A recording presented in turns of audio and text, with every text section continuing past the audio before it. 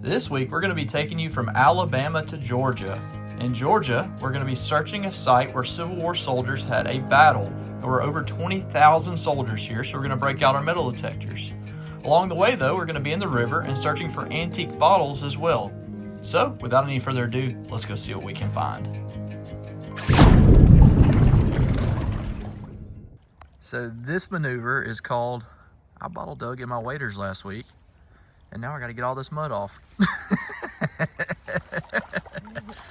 So, for those of you that missed the previous video, we were digging in the incredibly muddy dump site that produced a couple of really good bottles though, so it was worth our time. If you take a look, this is it after I rinsed it off. I got the stopper in my hand where I poured it out. This bottle is incredible, guys. Look at how nice that lip is. No issues on the heel. I mean, there's no issues on this bottle anywhere, not even any scratching. So where it was thrown, you know, 125 years ago is exactly where it laid till we just picked it up. Wow. Yeah, that thing is killer. Today we're back at the creek where we found that amazing whiskey jug earlier this year, and we're gonna search it because we haven't been here in a couple of months. There's been some really cool artifacts found right here, and we're excited to see what we can find. That crane just flew right past us and landed. He's like, oh, wait a second, there's somebody in my fishing hole. You gonna talk to us?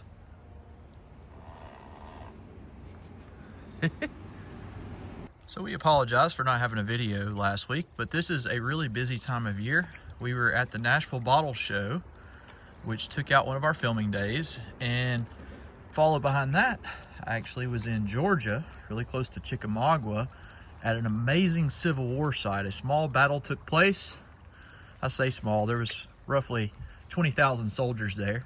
It wasn't a main battle, it was kind of just like a skirmish, and then everybody moved around to the main battle site that took place in Chickamauga. But we were at a place called Davis Crossroads in North Georgia. With the opportunity presenting itself, I had to take it. And so we do have a few clips that we're going to share with you guys now. They're finding some Civil War artifacts. It is a super early morning. We've been on the road since 3:15 a.m. We've got about another hour and a half until we reach our destination. But treasure calls. Let's go see what we can find. It's a pretty sight with the mountains in the background. We're actually closing in on the site. We should be there within the next minute or so. And the sun is not quite up, but it will be when we start swinging. I don't see anybody yet. I hope I'm in the right spot. Only kidding. I saw somebody at the front gate just a minute ago to make sure I was in the right area. But there's nothing like driving through a random field in Georgia. But it is absolutely gorgeous out here. I know that it's not going to translate through the camera and headlights and all that good stuff, but once the sun comes up, you guys will get a really good view. I'm really hoping that we get on some good stuff. Hey, here's some folk to see some trucks. The sun is up and I'm on the ground, and my very first target is right here, and it's still in the clump. It is nice and green. If I had to guess, it's going to be a shotgun head stamp. Yep, that's exactly what it is. But that gives me an idea of the patina of what the buttons may look like around here, and that's going to be beautiful, guys. So, first target's out of the way. Now let's see if we can find something good. Big iron in the hole. Look at that. That's a good sign right there. And that looks like an oldie. That was about 8 inches deep right here. That definitely could be Civil War period. Maybe I'm onto something. So I made my way through one field, through a creek, and up into the wooded area now. And there is a herd of cattle in here with me someplace, and there's a big field out there in front of me I'm gonna head towards. But I just had a nice 67 signal, and this appears to be lead. I don't know what it is. I'll have to ask somebody else that's hunting here if it's related to the Civil War or not. With it being lead, that always kind of makes me think that it could be, but you never know. It could be a farm implement piece or something like that too. So let's keep going and see what else we can find. It's never a bad sign to see a massive type of cedar tree with a chain growing out of the side of it. That means something was going on here. Could have just been a farmer using it, but the link size is a lot bigger than your more modern chain. So I'd say this is probably dated to at least probably the 1920s. kind of neat though. So I'll probably spend some time right here. If nothing else, I know somebody was unlatching a gate for this little roadway. Well, I found the hinge to the gate that was probably once here, that chain kept closed. Still no Civil War artifacts. I know they're here. I'm just gonna keep going. It's just now 9 o'clock, so I've got the rest of the day to see what I can come up with out here. And it is absolutely gorgeous, guys. Beautiful day for this. Instead of jumping in the truck, I decided to just walk to the next spot. Absolutely beautiful place. Can't wait to get down here and see what's on the other side of this river. I've been on the far side today, which was known to not have as much activity, but I wanted to see if I could find a spot that may have been a smaller camp out kind of on an outlying part of where everything kind of went on here. You never know. And so I started the morning there, and now I'm gonna head to where I think there was more activity and there was a river crossing. So let's get down here and see what we can find. Now we've got Civil War history. Take a look, you can see where it fell out of the clump. That is a piece to a cannonball. Wow, that's probably one of the biggest fragments I found. That is pretty killer, guys. The river is off over there off the hill, so they could have been firing back up this way. I don't know. I've just kind of been walking where I thought that the soldiers would have walked, which would have kind of been in this valley. They wouldn't have wanted to walk uphill, I wouldn't think, but I guess they could have been hiding behind it too. We'll take that though. Super cool. Take a look at this. Just uncovered this old hook, and that is blacksmithed. You can tell how crude it is. If I had to guess, this was definitely used by the troops. I'm actually about 100 foot from where I just pulled that cannonball fragment. So that is a good sign, and I'm about to dig every good iron target that I get, because I would like to find the rest of that cannonball. I know it's a long shot, but let's see what we can do. I just had a feeling about this, and I just Googled it really quickly. And from what I can tell is this is a bent Civil War, what they call a firing lanyard. And that's pretty cool, because right here where I found that fragment was on the other side of the knoll. This little piece was right here, and it makes me think a cannon may have sat here. So this could have been like a cannon nest. They also found around 70 bullets right here. So I am behind them, but I'm gonna take my time and see if they missed anything, because maybe there's some good stuff. So I kind of palled up with my buddy over here, and it looks like he scored possibly the first bullet out of the two of us today. It has been a rough run for us on the bullet front. Very rough run. It's been Iron City out here. A lot of you may recognize Ron. Hey guys, over on TikTok. So we just said, hey, we got to find something good so we can collaborate. So I see it. So here it goes. I will tell you this. It was a 68 to 72 on the max. When I flipped it over, it turned into a 40. Oh, it's a beautiful drop. Oh man. So look at that guy. Look at that.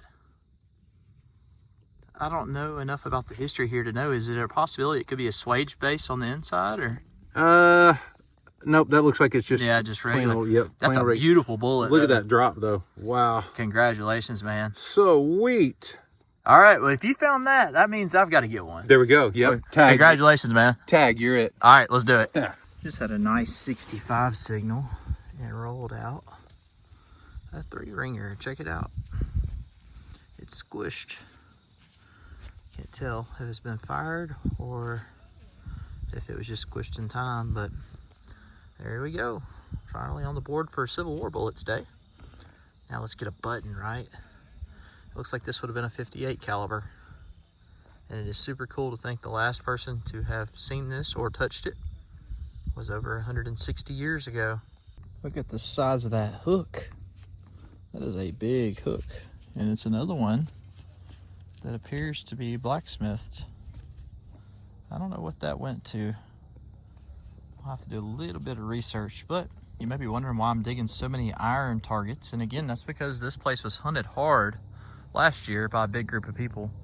And so, again, you just never know. It's rained since then. The fields could be cut lower, and you never know when somebody's cool didn't go over something. So I am just digging every target that sounds halfway decent. But that is interesting. So I just had a very nice 65 signal. We are closing in on the end of the day here. And again, there wasn't a ton of stuff here, but you know what? We saved a little bit of history, but check this target out. Looks like I got another bullet. And this one is different. What kind of bullet are you? I'm gonna have to go ask somebody about this one. That is kind of interesting, guys. See if you guys can see it a little bit better. Solid on the bottom, it looks like. It's not the typical 3-ringer, so we will find out though. We're gonna have to go ask. And I'll let you guys know as soon as I know. We had an absolute blast in Georgia searching for Civil War artifacts. Sadly, we had to cut our trip short. My aunt passed away and her funeral was on Sunday. And again, that kind of cut into our filming time. Family always comes first though. The video's not over, so we're gonna head back to the river now and see what we can find there. So if you can tell, we had a blast. Again, that site had been hit last year by a big group of people, and we were there kind of picking up the scraps, but there were quite a few artifacts found and we had an absolute blast. But we're back in the saddle, back in the river today, and hopefully we're gonna find some cool stuff here in the next few minutes, though it's not a guarantee.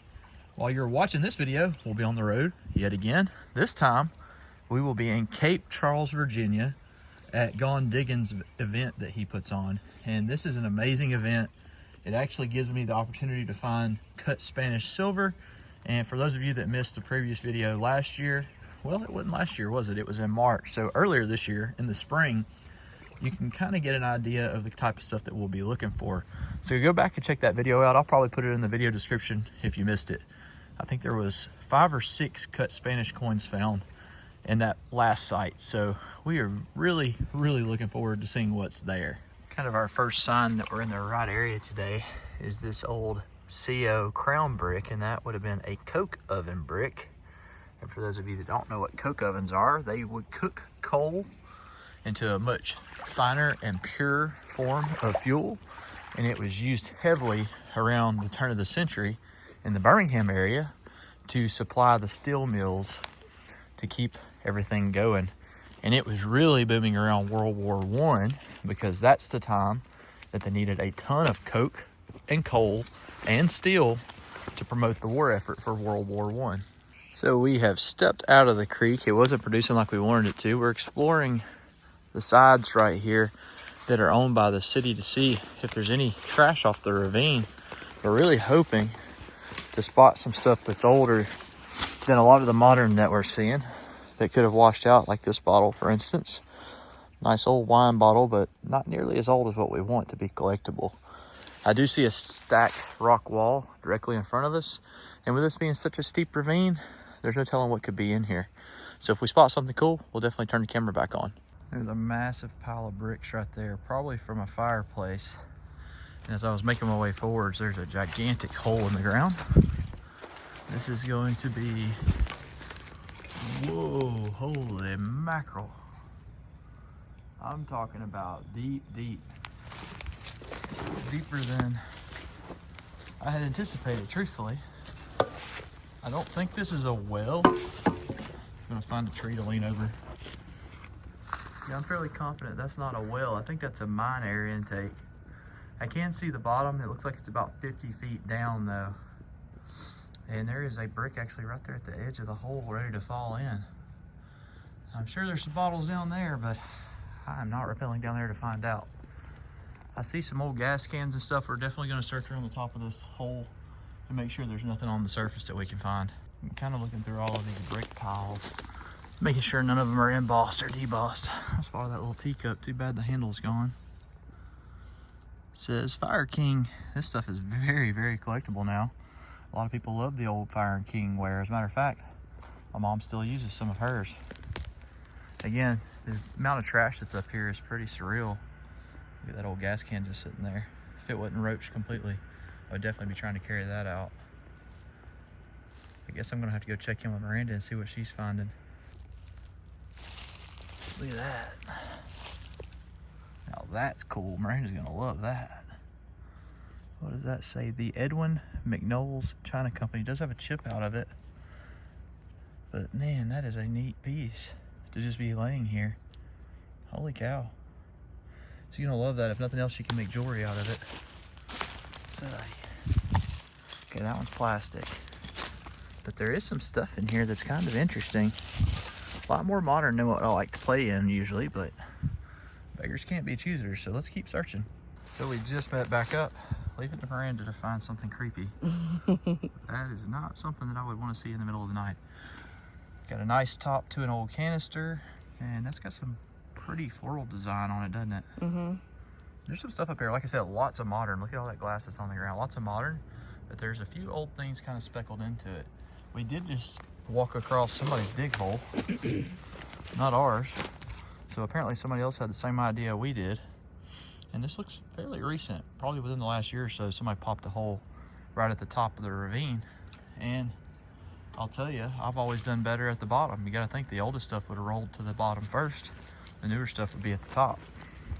So maybe worse still, putting a test hole in a little bit further south of here. So we're down below an outhouse right now. You can kind of see that up above us.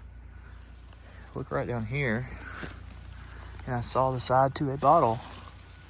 Look at that, that's a nice one. Has a horseshoe embossed on it, and that's a buffalo rock. There it is right there, buffalo rock. Yep, that is a cool one. That's not one we find very often. You got a buffalo standing right in the middle, if you guys can see it, underneath the horseshoe. Yep, underneath the horseshoe. So this one's not as old, again, as what we find a lot of times, but that's a really neat soda to have. And Buffalo Rock is rooted with Birmingham history. So that is absolutely worth keeping. I would date this to about the 1930s. So that makes me feel good, though. That tells me that there could just definitely be stuff in here that's just a few years old or right below the surface. So again, we're just kind of scouting a little bit right now because the creek wasn't producing. But that's a good sign that we're in the right area to find some cool stuff. I found one of these Southern Dairy milks before, but this one's different. It has a very interesting embossing on it. I really wish that one would have been whole. There's a piece of one, though. You know how it goes. There's definitely a possibility of finding a whole one.